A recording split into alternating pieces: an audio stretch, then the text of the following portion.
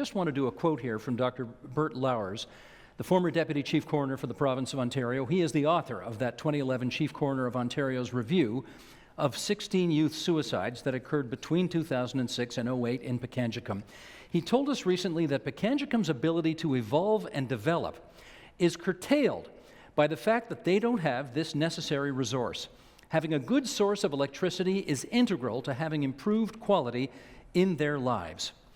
Access to reliable and abundant energy. What would it mean for the day-to-day quality of life in off-grid indigenous communities? Mitchell, why don't you start us off on that? Well, we would be able to develop a local economy. I see electricity supply as an economic foundation to our economy, and without it, we're stagnant. So we create infrastructure, we create facilities, we create housing, but in doing all of that, we're creating jobs, we're creating opportunities, and we're also creating local capacity with the technology. We're not looking for solutions to be flown into us to become the beneficiaries of a solution that's foreign.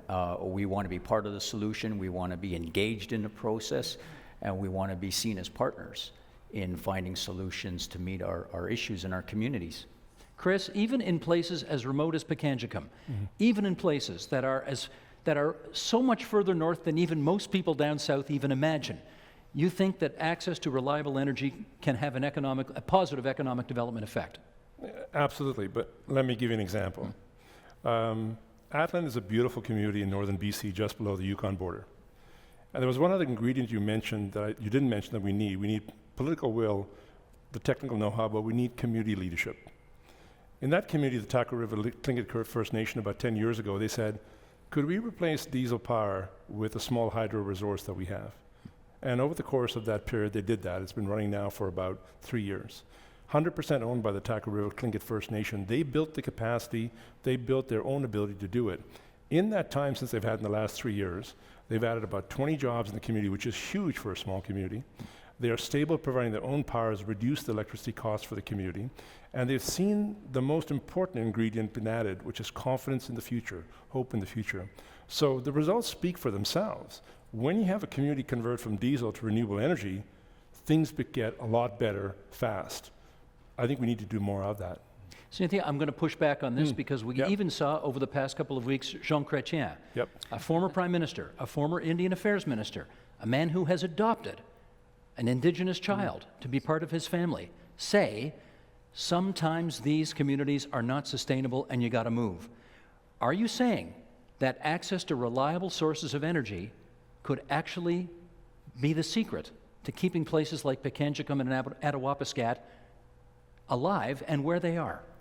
It's one piece of the puzzle. It's not everything. I mean, there's a lot of insecurity up there, whether it's about food insecurity, health insecurity, energy insecurity. There's a lot of things that need to be addressed up there. But, Chretien never lived in those communities, so he doesn't understand what the community is all about and how people want to stay. Those are traditional territories, ancestral lands. They shouldn't be required to leave.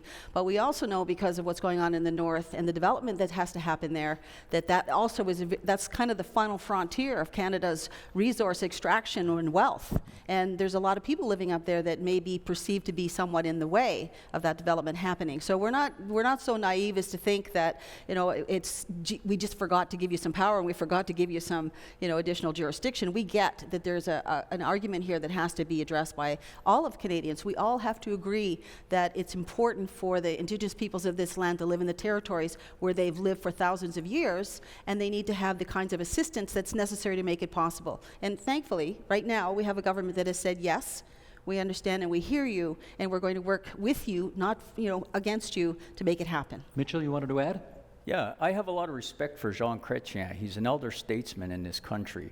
But to come up with something like that is ludicrous. It's a non-starter. It's not a discussion we're going to have in our communities to ask us to cut our spiritual, our cultural, umbilical cord to our homelands and become exiles in our own country. That's ridiculous.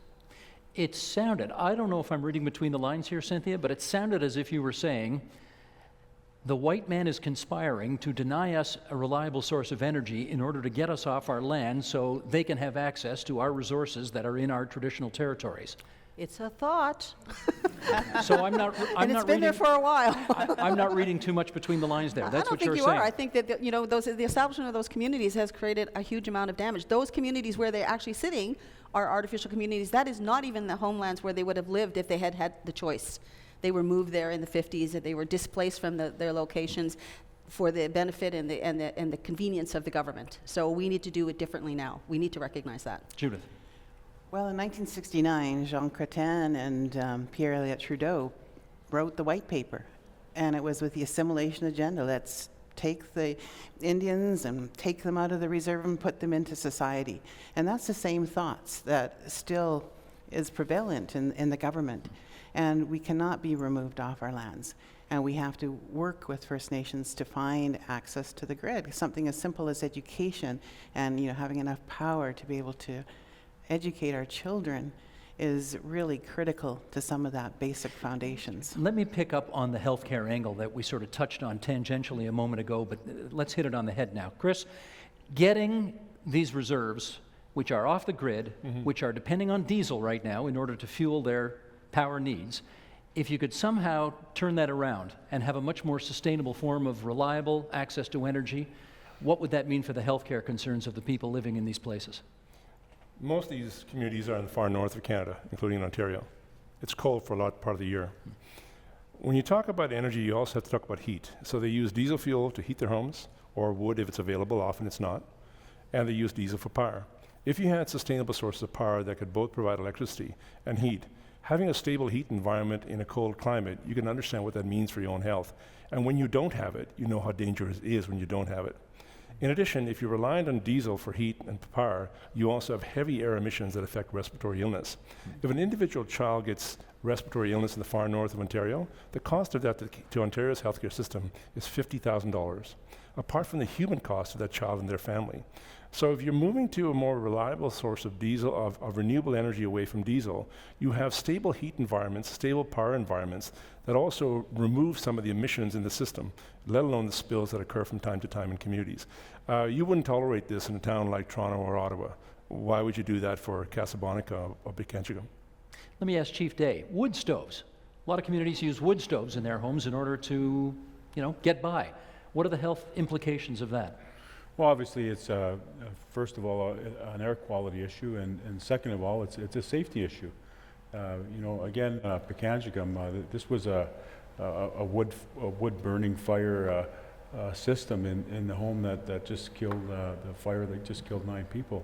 Obviously, it's a safety issue, and it's one where the means to actually go out and get firewood is still a primitive situation in the north, and it shouldn't be. This is the 21st century. Our communities that are in the north are struggling between two worlds right now. The traditional world and the modern world, where there's so much ambiguity there. Which way do we go?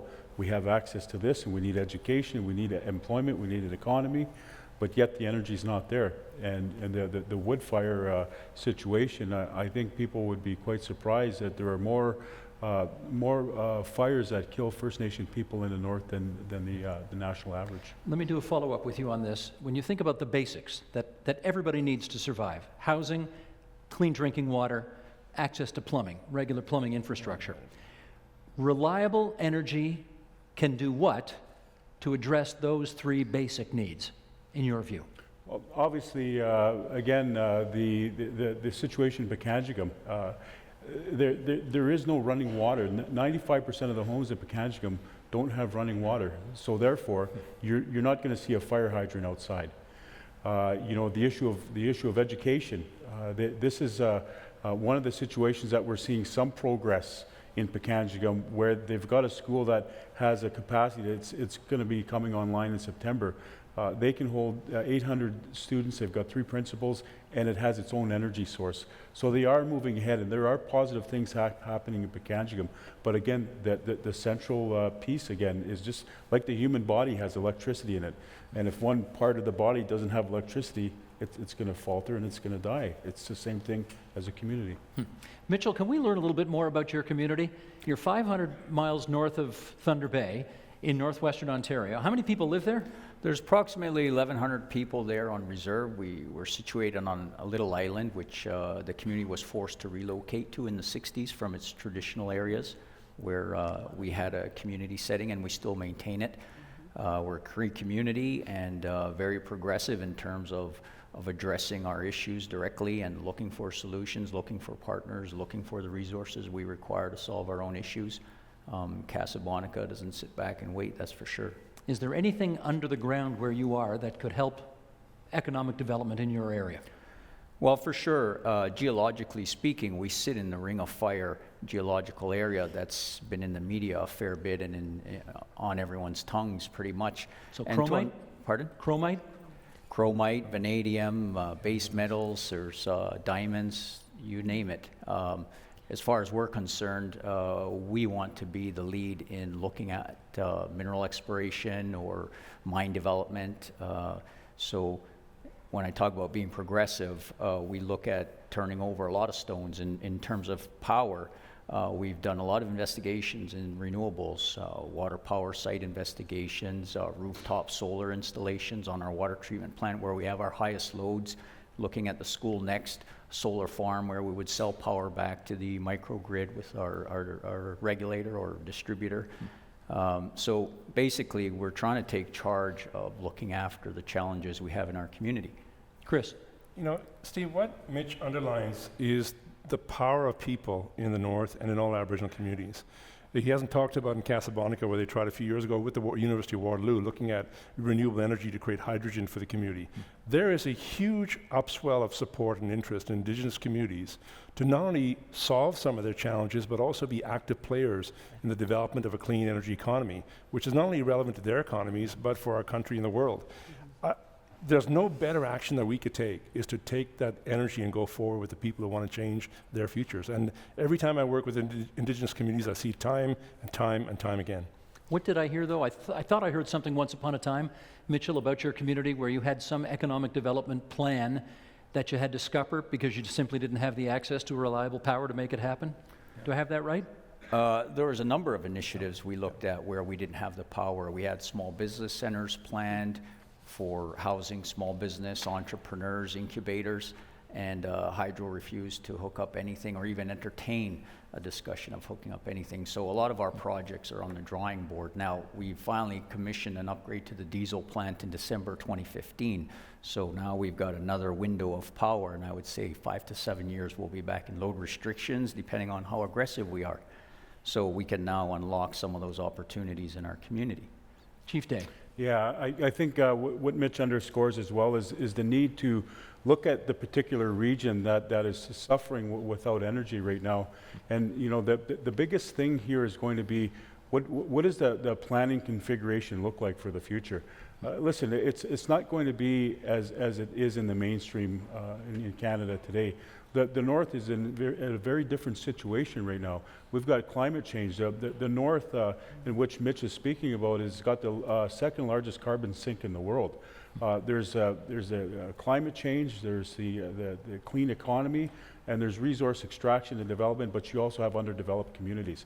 This is going to really take a focus in terms of what that political will is and what is the sequential investment that's going to be needed over this political term, whether it be the federal, provincial, but we really need to look at planning very carefully. Judith, if you could get everybody off diesel and onto something greener, Yes.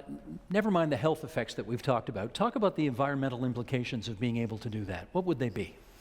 Well, I think the environmental implications, of course, would be the immediate reduction of greenhouse gases, the noise pollution, any of the threats with transporting diesel, whether it's by water, by road, or by air. I think there's a lot of those environmental effects. How frequently do we see spills of diesel oil? We don't hear too many, but the threat is always there, especially those barging through the ocean. And so it's something that you think about all the time. But I'd like to add one more word to your clean, reliable, and I think that's affordable electricity. You know, we have a lot of homes in the north that are heated by electricity, and their bills are so high that they can't afford to pay them, and they end up getting power cut off. So whatever solutions we come up with, we have to have them that First Nations can afford, and with a large amount of unemployment in our communities, it's a real problem. Okay, Cynthia, you wanted to add? I just also want to come back to the social. I mean, these are communities, and I know that a lot of the representation these communities get in the media is that these people are all sort of in a bad way, and you know they're suffering, and all these problems are happening, and it's true. But there's also an incredible number of people living in these communities that are doing really great stuff, and I think that we really have to try to balance this conversation. It's not that we want Canada to feel sorry for the people up there. We're just saying, look, there's resource revenue sharing opportunities here. There's people living in these communities that are well educated and are going back and forth between two worlds on a regular basis, except they don't have what we have in the South. I mean, I live in Thunder Bay myself, but they don't have the opportunity to jump in the shower every morning and to, you know, give their kids a bath every night. And the water sometimes is overloaded with bleach, and so the kids get sores. And you know, they don't have the things that we take for granted. And they live in Canada too. But there's a lot of people working on their behalf, and I think that I really want to make that plain. That there's like 1,500 PhDs out there that are Indigenous, and 8,000 master's degrees, all trying to put their energies to bear on solving this with their own communities. It's not that we're asking you to do this for us. I think that I want to be very clear about that. And I think that we have to be understanding and acknowledge that there's a huge history in this country that has had these effects, whether we go all the way back to contact, or we're looking at the residential schools, or we're looking at the 60 scoop and foster care and over incarceration. There's a lot of things that are going on that are actually associated to the social, to the justice areas, and to things that we are also at the same time embattled by. So energy is one thing, but boy, we have a lot of work to do as a country to make this right, and I think that we need to understand that we're also working very hard to make that happen. Well said. I want to go into this audience. Theo, you ready for me now? Where are you? Here we go. Theo, Blackbird, John joins us here today as well. We're going to get a camera to come up here and get a picture of you. Just come a little closer to me if you would, Theo. First of all, can you give us an explanation of your name? Well, actually, I'm from both sides of the creek. My father is German, my mother is native, so Blackbird comes from my ancestral homeland in North America, and John comes from my ancestral homeland in Germany and Switzerland. Interesting. Okay. You're from where? Waterloo Island, unceded First Nation, the Where? Quechua territory, which is at the heart of the Great Lakes, actually. Okay, on the St. Clair River. I was going to say, if you ask somebody from Sault Ste. Marie where the heart of the Great Lakes is, they'll tell you they're on it too. Yes. So, True that. so the heart of your Great Lake is where? In between Lake Huron and Lake St. Clair. Okay. All of what you're hearing today, any of this ring true for you? Very much so. How so? A lot of the issues we face regarding access to energy in northern communities, we face the same issues even when we have access to energy. And you're one of the southernmost points of Canada. Yes, and we have access to almost all types of energy, and currently right now we have a natural gas pipeline coming into our community, which is going to offset the costs of propane. We will be saving approximately $200,000 a year on propane for our water treatment plant alone. So renewable energy has a really important aspect to all of our futures. Not only does it align with our traditional values and beliefs, but it aligns with, ensuring the next 7 generations have a future, have a place to call home, somewhere to live where they won't get sick from the outputs of different industry and things we're interested in this day and age. You're on the grid, yes? Your community? Yes, sir. Okay. What's the cost of electricity? Unfortunately, we are on an island, so there is a delivery charge. It's about 3 times higher due to the delivery charge alone. 3 times higher than what? Than the town 10 kilometers away from us. Huh. Yes. How do you guys deal with that? Well, we have to make a choice whether we're going to pay our hydro bill or pay for food. And more often than not, we're choosing to feed our children. Yes. That's pretty stark, Theo. Yes, it is. Yes. What do you see the options going forward? Well, I see options going forward is hopefully we continue with the momentum we currently have. Right now, there was 16 projects in Ontario last year under FIT and LRP programs, and 13 of which had First Nations contributions on some level, partnerships.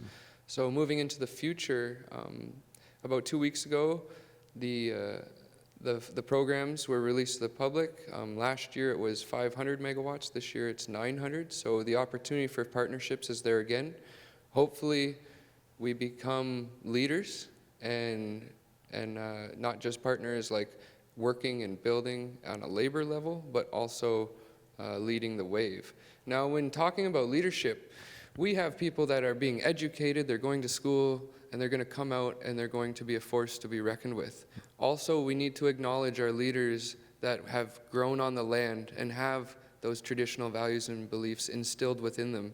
Because right now in this day and age, in the world, and the direction we're heading as a species, and the direction we're taking all species with us, it's critical right now that we realize and we see and we understand and we move towards indigenous beliefs and values from around the world. We incorporate into our economic models, we incorporate it into our social infrastructure. It's mandatory that governments around the world seek our understanding and we create the environment where we can share these things with each other. Theo, we thank you for sharing your views with us today here in Waterloo, Ontario. Thanks so much. Theo Blackbird John.